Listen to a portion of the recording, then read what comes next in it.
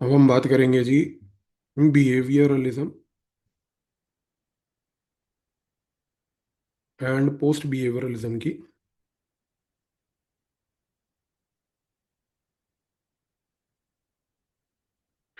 तो बिहेवियरलिज्म का मतलब ये होता है कि जब पॉलिटिकल साइंस के अंदर जो स्कॉलर्स हैं वो ये स्टडी कर जाने लगते हैं, स्टार्ट करने लगते हैं स्टडी करना कि पॉलिटिक्स जो है वो साइंस के नज़रिए से कैसे ऑब्जर्व की जाए। तो बिहेवियरलिज्म जो है वो तब स्टार्ट होता है जब पॉलिटिकल साइंस के अंदर जितने भी स्कॉलर्स हैं वो क्लियर लेवल पर, मेजरेबल लेवल पर फैक्ट्स को फोकस करना शुरू कर देते हैं। तो उनका आइडिया यहाँ पर ये होता है कि भाई पॉलिटिकल साइंस में हमें जो है सिर्फ जस्टिस के ऊपर, राइट्स के ऊपर फोकस नहीं करना। आप फोकस करो जो है खास करके ऑब्जर्वेबल बिहेवियर पे, कि पीपल जो हैं वो पॉलिटिक्स में बिहेव कैसे करते हैं, वो वोट कैसे करते हैं, प्रोटेस्ट कैसे करते हैं, लीडर जो हैं वो बेसिकली डिसीजंस कैसे लेते हैं। तो अगर आप सोसाइटी में मान लो प्रोटेस्ट होते हुए देख रहे हो, तो प्रोटेस्ट होते हुए देखने का मतलब ये है कि जब आप एक प्रोटेस्ट को ऑब्जर्व करोगे तो वो प्रोटेस्ट का जो ऑब्जर्वेशन है उसको हम कहते हैं बिहेवियरलिज्म। तो ये अप्रोच जो है बिहेवियरलिज्म की, ये पुरानी अप्रोचेस से थोड़ी सी अलग है। क्योंकि ओल्ड अप्रोचेस का क्या फोकस था, उनका फोकस था मॉरल क्वेश्चंस पे, कि स्टेट कैसा होना चाहिए, जस्टिस कैसी होनी चाहिए, एजुकेशन कैसी होनी चाहिए। बिहेवियरलिज्म कह रही है नहीं भैया, हम यूज करेंगे सर्वे, हम यूज करेंगे डेटा, हम यूज करेंगे एक्सपेरिमेंट्स, और इसके बेसिस पे देखेंगे कि लोगों का बिहेवियर कैसा है, व्यवहार कैसा है। तो बिहेवियरलिज्म चाहती थी कि जैसे फिजिक्स को हम पढ़ते हैं, जैसे केमिस्ट्री को हम पढ़ते हैं, जिसमें हम सारा फोकस ऑब्जर्वेशन पे करते हैं, रूल्स पे करते हैं, एविडेंस पे करते हैं, उसी तरीके से पॉलिटिकल साइंस में भी हमें ऑब्जर्वेशन पे, रूल्स पे, एविडेंस पे, इन चीज़ों पे पहली बात तो फोकस करना चाहिए। पर बिहेवियरलिज्म में प्रॉब्लम क्या हुई, प्रॉब्लम ये हो गई कि जब ये आया तब ठीक था, पर over a period of time ना कुछ इश्यूज आने लग गए। सबसे बड़ा इशू ये था कि भाई आपने वैल्यूज को निग्लेक्ट कर दिया फैक्ट पे फोकस करके। तो ये चीज करने से बिहेवियरलिज्म के सबसे ज्यादा फोकस, अगर ये जो हो रहा है यहाँ पर, उसमें खुश कौन होगा, डेविड ह्यूमे, फिर एजे अय्यर, ये लोग खुश होंगे। लेकिन इशू क्या आया, इशू ये आया कि भैया यहाँ पर आपने वैल्यूज को निग्लेक्ट कर दिया। यहाँ पर आपने जो है हिस्ट्री का रोल पूरा निग्लेक्ट कर दिया, कि हिस्ट्री भी कुछ होती है जो लोगों के व्यवहार को इंस्पायर करती है। अगर लोग बिहेव कर रहे हैं तो कुछ ना कुछ पास्ट बिहेवियर है। आपने निग्लेक्ट कर दिया पावर को, जो पॉलिटिकल साइंस का कोर है। तो इसके बेसिस पे आप देख रहे हो तो फिर कैसे गेम चलेगा। तो क्रिटिक्स ने ये बात बोली कि भैया आप जो है रियल इश्यूज को, जिन रियल इश्यूज में हम बात करते हैं इनइक्वालिटी की, जस्टिस इनजस्टिस की, ह्यूमन इमोशंस की, आप इन चीजों को निग्लेक्ट नहीं कर सकते यार। तो इन्होंने कहा कि पॉलिटिक्स जो है वो सिर्फ फैक्ट्स नहीं होता, कि भाई लोग का चॉइसेस क्या है। पॉलिटिक्स में वो कहते हैं लोगों के जो मॉरल स्ट्रगल्स हैं वो भी जानने की आवश्यकता है, क्योंकि लोगों के मॉरल स्ट्रगल्स भी मैटर करते हैं। तो फिर यहाँ पर डिबेट चालू हो गया। डिबेट ये चालू हुआ कि भाई क्या हमें पॉलिटिकल साइंस को एक साइंटिस्ट के नज़रिए से देखना चाहिए या मॉरल थिंकर के नज़रिए से देखना चाहिए। तो इस प्रकार से ये डिबेट इनिशिएट होता है यहाँ पर बिहेवियरलिज्म का। तो बिहेवियरलिज्म क्या है, एक मिड 20th सेंचुरी में आई हुई एक रेवोल्यूशनरी मूवमेंट है, जिसको हम कहते हैं एक मेथोडोलॉजिकल रेवोल्यूशन।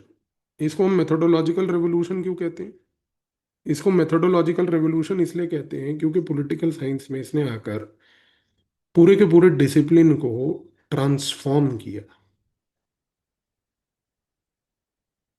कैसे ट्रांसफॉर्म किया, उसको इसने इम्पिरिकली ग्राउंडेड बनाया, प्रिडिक्टिव बनाया, साइंटिफिक बनाया। इसका इंस्पिरेशन क्या था, नेचुरल साइंसेस,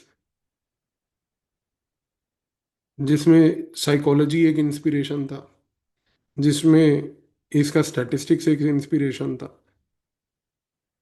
तो इसने पूरे पॉलिटिकल साइंस को एब्स्ट्रैक्ट नोशंस से हटा दिया, नॉर्मेटिव थ्योराइजिंग से हटा दिया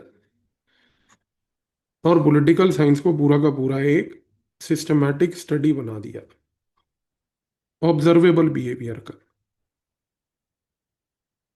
ये चीज बिहेवियरलिज्म में हुई।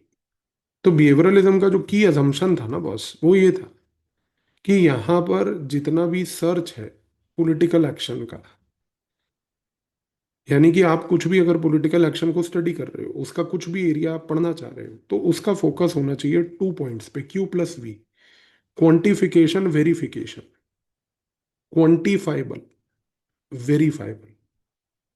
तो उसका ये फोकस था कि बस थ्योरी बिल्डिंग जो होती है ना, उसमें अगर आप क्वांटिफिकेशन वेरिफिकेशन और रीजनिंग पे फोकस कर दो, तीन चीजों पे, तो ये बिहेवियरलिज्म का कोर है। तो behaviouralism is equal to quantification verification and reasoning. क्योंकि जाहिर सी बात है यार, कोई भी चीज को आप वेरीफाई और क्वांटिफाई करने के लिए रीजन तो लाओगे ही लाओगे, अबिलिटी टू थिंक तो चाहिए ही होगी। तो यहां पर क्या हुआ कि जैसे स्कॉलर थे, चार्ल्स मरियम, गैब्रियल हामंड,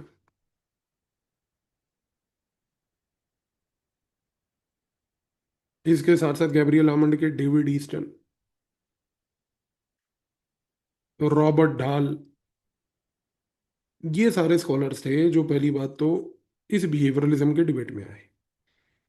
इन लोगों ने आकर जो है बिहेवियरलिज्म को एक वैल्यू न्यूट्रल गेम बनाया। वैल्यू न्यूट्रल, क्योंकि फैक्ट पे फोकस है, वैल्यू पे फोकस ही नहीं है। तो इनका ऑब्जेक्टिव क्या था कि आप क्वांटिफाइबल वेरीफाइबल ऑब्जेक्टिव डेटा पे फोकस करो, जो मेजर हो सकता है, क्वांटिफाई करके, मेजर करके, ऑब्जेक्टिव तरीके से वेरीफाई करके, रीजन करके आप समझ सकते हो। बट यहां पर फिर जैसा मैंने आपको बोला कि इशू ये आने लगा कि बिहेवियरलिज्म के ऊपर एक क्रिटिक आया, technocratic overreach. Technocratic overreach, technocratic overreach का मतलब ये है कि लोगों ने कहा कि भाई इंटेलेक्चुअली बड़ा शैलो है। क्यों? क्योंकि एक साइंटिफिक लेजिटिमेसी के क्वेस्ट में इसने क्या किया है, इसने बिहेवियरलिज्म में ये इंश्योर किया है कि जो रियल वर्ल्ड कंसर्न्स थे वो इग्नोर हो जाए, वैल्यूज जो हैं वो इग्नोर हो गई, इनइक्वालिटी का जो डिबेट था वो इग्नोर हो गया, सोशल जस्टिस इग्नोर हो गई। और लोग बिहेव करते हैं बिकॉज ऑफ सम आइडियोलॉजी, तो वो आइडियोलॉजी को आपने निग्लेक्ट कर दिया। तो क्रिटिक्स ने बोला कि बिहेवियरलिज्म जो है वो बेसिकली मेथडोलॉजिकली रिडक्शनिस्ट बन गया, कल्चरली बायस्ड बन गया और पॉलिटिकली कंजर्वेटिव बन गया, मेथडोलॉजिकली रिडक्शनिस्ट, क्योंकि हर चीज को उसने रिड्यूस कर दिया quantifiable verifiable reason objective etcetera पे। कल्चरली बायस, क्योंकि कल्चर का कोई रोल ही नहीं था, लोगों के बिहेवियर किस रीजन से इंस्पायर हो रहे हैं इसके ऊपर फोकस ही नहीं था, और पॉलिटिकली बड़ा कंजर्वेटिव था। तो नो डाउट बिहेवियरलिज्म ने एक पॉलिटिकल साइंस में साइंस की अंडरस्टैंडिंग लाने की कोशिश करी, एक इम्पिरिकल टूल किट लेके आया वो, इम्पिरिकल टूल किट लेके आया वो। पर सबसे बड़ी प्रॉब्लम ये थी कि जो बिहेवियरलिज्म के बाद जो ये चैलेंजेस आए, उन चैलेंजेस में जैसे inequality, social justice, role of ideology, इन चीज़ों को जो है बिहेवियरलिज्म एग्जामिन नहीं कर पाया। इस रीजन से हम क्या कहते हैं कि जैसे चार्ल्स मरियम है, अब देखते हैं। तो चार्ल्स मरियम ने सबसे पहले ये बोला बिहेवियरलिज्म को चैंपियन करते हुए कि भाई we must focus on understanding how people behave in politics. हमारा सारा फोकस इस पे होना चाहिए, क्योंकि वो कहता है कि पॉलिटिकल साइंस का मेन फोकस क्या है, डेटा, सर्वे, ऑब्जर्वेशन। तो जब तक आप डेटा, सर्वे, ऑब्जर्वेशन पे ध्यान नहीं दोगे, तो वो कहता है कि भैया पॉलिटिकल साइंस इनकम्प्लीट रहेगी, हमें कोई फायदा नहीं उसको स्टडी करने का। फिर इसी पॉइंट को डेविड ईस्टन ने बढ़ाया आगे। इनफैक्ट डेविड ईस्टन के तहत तो हम कहते हैं कि ये बिहेवियरल रेवोल्यूशन स्टार्ट हुआ, क्योंकि डेविड ईस्टन ने ये बात बोली। कि भैया हमें रेगुलर बिहेवियर ऑब्जर्व करना है, क्योंकि हर रेगुलर बिहेवियर के पीछे एक पैटर्न होता है। उस रेगुलर बिहेवियर को उस पैटर्न में समझने के लिए हमें साइंटिफिक मेथड्स अपनाने चाहिए। उन साइंटिफिक मेथड्स को अपनाने के लिए हमें किसी भी प्रकार का कोई वैल्यू अडॉप्ट करना नहीं चाहिए, क्योंकि वैल्यू होता है जजमेंट, और जजमेंट और साइंस के बीच में हमेशा क्लैश रहेगा। तो आप रेगुलर बिहेवियर को ऑब्जर्व करो, उस बिहेवियर से पैटर्न को समझो, पैटर्न से आप एक साइंटिफिक मेथड डेवलप करो, साइंटिफिक मेथड से आप जो है ये इंश्योर करो कि कोई जजमेंट या वैल्यू उसमें ना हो।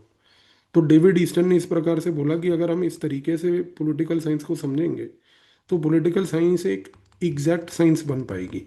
एग्जैक्ट साइंस मतलब कि जैसे आज की डेट में हम इकोनॉमिक्स की बात करते हैं कि भाई डेटा है, उसके बाद सर्वेज हैं, डेटा है, केयरफुल ऑब्जर्वेशन से वो क्लियर कट एनालिसिस कर पा रही है, तो पॉलिटिकल साइंस को वो इकोनॉमिक्स के बराबर लेके जाना चाहता था। फिर सिमिलरली अगर आप देखो तो गैब्रियल आमंड, तो गैब्रियल आमंड ने क्या बोला कि भाई यहाँ पर उसने कहा कि हमें कंपैरिजन का प्रयोग करना चाहिए।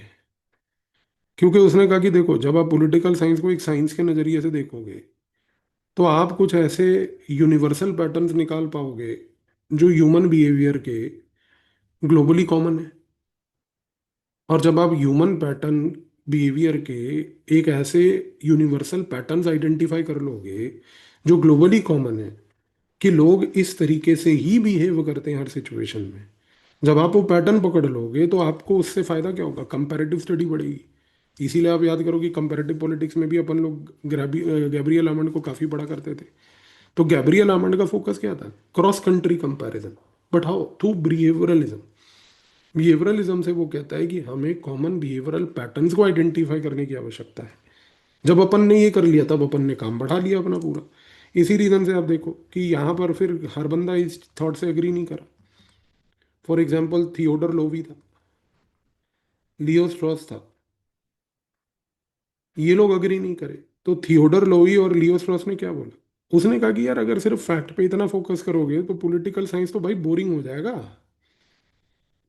शैलो हो जाएगा। क्यों, क्योंकि पॉलिटिकल साइंस में वो कहते हैं कि यार वैल्यूज का रोल है, हिस्ट्री का रोल है, जस्टिस का रोल है, तो आप इनको कैसे इग्नोर कर सकते हो। इनफैक्ट जब ये बातें शुरू होने लगी तो डेविड ईस्टन एक ऐसा व्यक्ति है जिसने अपनी थ्योरी को दोबारा से रिविजिट किया। डेविड ईस्टन ने ये बात बोली कि हाँ, ये पॉइंट सही है जो आप बोल रहे हो, कहीं ना कहीं हम लोग कुछ ज्यादा ही फोकस करने लग गए थे डेटा पे। तो डेविड ईस्टन ट्राई टू रिकरेक्ट इस थ्योरी। इसकी वजह से उसने पोस्ट बिहेवियरलिज्म में भी कंट्रीब्यूट किया, जो अभी हम पढ़ेंगे आज। तो ये चीज आपको समझ आनी चाहिए। लेकिन हाँ, एक चीज याद रखना, ये बिहेवियरलिज्म आफ्टर ऑल स्टार्ट कैसे हुआ, ये बला स्टार्ट कैसे हुई, ये बला स्टार्ट हुई एक व्यक्ति से जिसका नाम था बीएफ स्किनर। बीएफ स्किनर जो था एक साइकोलॉजिस्ट था, उसने सब ये बात बोलनी शुरू करी कि यार हमें लोगों का व्यवहार ऑब्जर्व करना चाहिए, और उस व्यवहार को ऑब्जर्व करके देखना चाहिए कि लोग रिवॉर्ड को लेकर कैसे रिस्पॉन्ड करते हैं और पनिशमेंट को लेकर कैसे रिस्पॉन्ड करते हैं।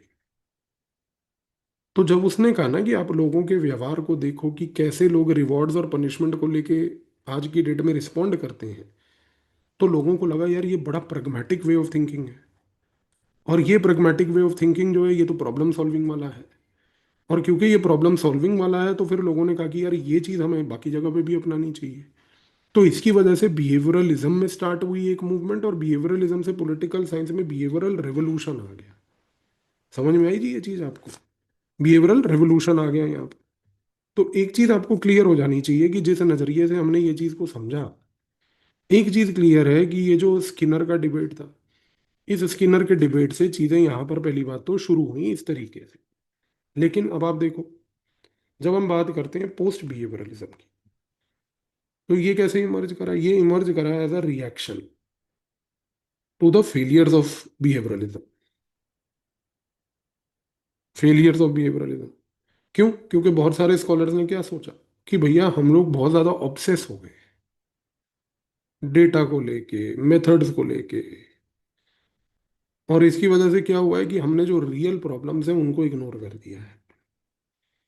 तो बिहेवियरलिज्म ने क्या बात बोली कि अगर हमें पॉलिटिक्स को साइंस के नज़रिए से समझना है जिसमें स्टैटिस्टिक्स का प्रयोग, सर्वे का प्रयोग और नंबर्स का प्रयोग करना है। तो यहाँ पर पोस्ट बिहेवियरलिस्ट जो थे, उन्होंने ये बात पूछना शुरू करा कि भाई साइंस का क्या रोल है, और पॉलिटिकल साइंस में ये साइंस इस नजरिए से लाने का क्या रोल है, अगर वो आज की डेट में पॉवर्टी को नहीं समझा पा रही, वॉर को नहीं समझा पा रही, इनजस्टिस को नहीं समझा पा रही, क्या रोल है। तो ये चीज यहाँ पर सोची गई, पूछी गई पोस्ट बिहेवियरलिज्म के डिबेट में। तो पोस्ट बिहेवियरलिज्म में क्या हुआ? पोस्ट बिहेवियरलिज्म में ये हुआ कि हमें बिहेवियरलिज्म के जो टूल्स हैं उनको और यूजफुल बनाना है। यूजफुल कैसे बनाना है? कि हमें सिर्फ बिहेवियर को ऑब्जर्व नहीं करना, हमें ये भी इंश्योर करना है कि हम उससे क्या सीख सकते हैं। सोसाइटी की जो प्रॉब्लम्स हैं, उन प्रॉब्लम्स को हम फिक्स कैसे कर सकते हैं। तो ये चीज के ऊपर डिबेट होना स्टार्ट हुआ। और सबसे बड़ी बात, जैसा मैंने आपको अभी थोड़ी देर पहले बताया, कि डेविड ईस्टन, उसने भी अपने व्यूज चेंज कर लिए। और व्यूज चेंज करने के लिए उसने एक बात बोली, पता है क्या? बड़ी फेमस लाइन थी उसकी, credo of relevance. Credo of relevance का मतलब क्या है? कि उसने एक यहां पर बहुत बड़ा कॉल किया लोगों को। डेविड ईस्टन ने बोला कि भाई we must try to stay relevant to political science. तो David Easton in fact surprisingly sir एक ऐसा स्कॉलर था जिसने बिहेवियरलिज्म को चैंपियन करने के बाद बिहेवियरलिज्म की जो कमी थी उसको भी एक्सेप्ट करके उसको भी चैंपियन किए। तो when David Easton talks about something called credo of relevance, his focus was very clear कि he will try to make political science relevant to solving social problems. ये बात के ऊपर उसने सारा फोकस डाला।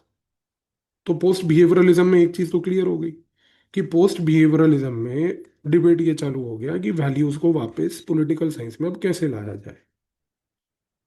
क्योंकि बिहेवियरलिज्म अकेला तो जो है वो कोई फायदे का है नहीं, अनलेस अगर आप जो है वैल्यूज को यहाँ पर स्टार्ट करके स्टडी करना शुरू कर दो।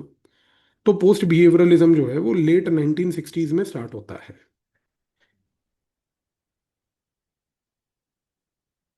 और इसका ऑब्जेक्टिव होता है पोस्ट बिहेवियरलिज्म का यहाँ पर खास करके कि किस तरीके से हम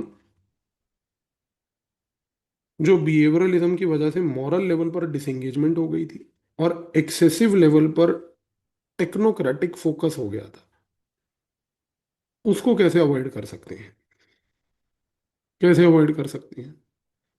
तो ये चीज का सबसे बड़ा चैंपियन डेविड ईस्टन था, जिसने 1969 में अमेरिकन पॉलिटिकल साइंस एसोसिएशन में एक कन्वेंशन हुई, और उस कन्वेंशन में उसने ये बात बोली, क्रीडो ऑफ रेलेवेंस।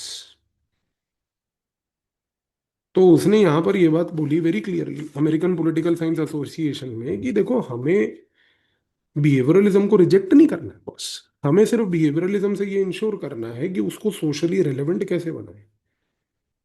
तो सोशल प्रॉब्लम्स का सोल्यूशन जो है बिहेवियरलिज्म के थ्रू कैसे लाए, वो बात इसने यहाँ पर करी। तो पोस्ट बिहेवियरलिज्म जो है वो इस तरीके से आया। अच्छा, अब आपको याद होगा अभी थोड़ी देर पहले मैंने आपको बोला था कि बिहेवियरलिज्म का राइज हुआ था स्किनर की वजह से, जिसने कहा कि देख के ऑब्जर्व करो कि लोग जो है रिवॉर्ड पनिशमेंट को लेकर कैसे बिहेव करते हैं।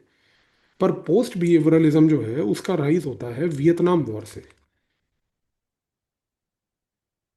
सिविल राइट मूवमेंट जो उस समय चल रही थी, स्टूडेंट अपराइजिंग हो रहे थे। और सबसे बड़ी बात पता है क्या है? एक ग्रेजुअल वेव हो रही थी डिस्ट्रस्ट इन एस्टेब्लिश्ड इंस्टीट्यूशंस, डिस्ट्रस्ट इन एस्टेब्लिश्ड इंस्टीट्यूशंस। तो इस कॉन्टेक्स्ट में पोस्ट बिहेवियरलिज्म ने ये बात बोली कि भैया एक्सेसिव साइंटिफिक फोकस है, आप वॉर तो एक्सप्लेन नहीं कर पाए, सिविल राइट की मूवमेंट एक्सप्लेन नहीं कर पाए, स्टूडेंट अपराइजिंग एक्सप्लेन नहीं कर पाए, इस्टेब्लिश्ड इंस्टीट्यूशन में लोगों का डिस्ट्रस्ट हो रहा है उसको एक्सप्लेन नहीं कर पाए। तो ये जो क्राइसिस था, जिसको हम कहते हैं लेजिटिमेसी का क्राइसिस, गवर्नेंस का क्राइसिस, जस्टिस का क्राइसिस, ये चीजें जो है बिहेवियरलिज्म सॉल्व नहीं कर पा रही थी। तो पोस्ट बिहेवियरलिज्म ने यहां पर ये बात बोली कि भैया वैल्यूज को वापस लाओ, एथिक्स को वापस लाओ, और क्रिटिकल एंगेजमेंट को वापस लाओ। लोग अगर आज की डेट में डिस्ट्रस्ट कर रहे हैं इंस्टीट्यूशन को, तो समझो क्यों वो क्रिटिकल हो रहे हैं? तो पोस्ट बिहेवियरलिज्म जो है, एक रिफॉर्म ऑफ बिहेवियरलिज्म के नजरिए से आती है। पाइनियर डेविड ईस्टन होता है, और फिर वो फोकस करती है एक मॉरल कनेक्शन करेक्शन पे, मॉरल करेक्शन पे फोकस करती है फिर वो सारा। अच्छा, अब यहां पर जब डेविड ईस्टन स्टार्ट करता है इस चीज को स्टार्ट करने के बाद फिर आगे इसको बिल्ड करता है चार्ल्स लिंडब्लूम। चार्ल्स लिंडब्लूम भी क्या कहता है? चार्ल्स लिंडब्लूम यही कहता है कि भैया let's use small steps, let's use practical wisdom and solve complex problems. छोटे छोटे कदम उठाओ, प्रैक्टिकल विजडम को यूज करो, वैल्यूज को निग्लेक्ट मत कर दो। तो चार्ल्स विजडम लिंडब्लूम की ये जो विजडम बेस्ड अप्रोच थी, इसको हम कहते हैं मडलिंग थ्रू। मडलिंग थ्रू, इसको मडलिंग थ्रू क्यों कहते हैं? मडलिंग थ्रू समझते हो आप? दलदल के अंदर आप मडल करते हुए चल रहे हो, स्लो स्टेप से, पर आप चल रहे हो। प्रैक्टिकली आपका ऑब्जेक्टिव है दलदल से बाहर निकलने का, कीचड़ से बाहर निकलने का। तो कीचड़ में पाँव आप रखते हो तो एकदम भागते हुए तो नहीं रखते ना, धीरे धीरे चलते हो आप। तो मडलिंग थ्रू कहते हैं उसको। तो चार्ल्स लिंडब्लूम ने अगर मॉडलिंग थ्रू बोला, डेविड ईस्टन ने बोला क्रीडो ऑफ रेलेवेंस। तो इस चीज से आप समझो कि पोस्ट बिहेवियरल रेवोल्यूशन में credo of relevance and modelling through दो बड़े इंपॉर्टेंट कॉन्सेप्ट्स आए। फिर इसके बाद यहां पर आया शेल्डन वॉलिन। और शेल्डन वॉलिन ने भी ये बोला कि लेट्स बी मोर विजनरी, क्योंकि लोगों के स्ट्रगल को समझना आवश्यक है। और जब तक हम लोगों के स्ट्रगल्स को नहीं समझेंगे, पॉलिटिकल साइंस यहाँ पर इनकम्प्लीट रहेगा। तो पोस्ट बिहेवियरलिज्म में एक चीज क्लियर हो गई कि इसके बाद फिर हैबरमास जो है उसने भी यही बात बोली कि let's focus on communicative action. Communicative action का मतलब यहाँ पर क्या है? कम्युनिकेटिव एक्शन का मतलब ये है कि लोग आफ्टर ऑल कम्युनिकेट क्या करना चाह रहे हैं, कुछ ना कुछ बोलना चाह रहे हैं, उस चीज को समझने की कोशिश करो। तो credo of relevance, modelling through, communicative action, visionary approach, ये चार पॉइंट्स हमारे बने, जिसमें डेविड ईस्टन, चार्ल्स लिंडब्लूम, हैबरमास और शेल्डन वॉलिन जो है, इन्होंने पोस्ट बिहेवियरलिज्म को यहाँ पर इवेंचुअली चैंपियन किया। टेक्नोक्रेटिक एक्सेसिस से उसको निकाल कर एक मॉरल और एक वैल्यू बेस्ड डिबेट पर वापस लेकर आए। तो ये कहना गलत नहीं होगा अगर मैं अब आपको ये बोलूं कि behaviouralism focused more on the facts, where post behaviouralism brought back the fact plus value debate. ये मैं इसलिए बोल रहा हूँ क्योंकि कल को अगर क्वेश्चन आ जाए फैक्ट वैल्यू डिबेट का, तो सिर्फ वो नॉर्मेटिव पॉलिटिकल थ्योरी नहीं लिखनी है, वहां पर फिर बिहेवियरलिज्म, पोस्ट बिहेवियरलिज्म भी आएगा आपका। ये सारे स्कॉलर्स भी आएंगे वहां पर आपके। इस नजरिए से आपको यहाँ पर गेम खेलना है। ठीक है जी? चलिए।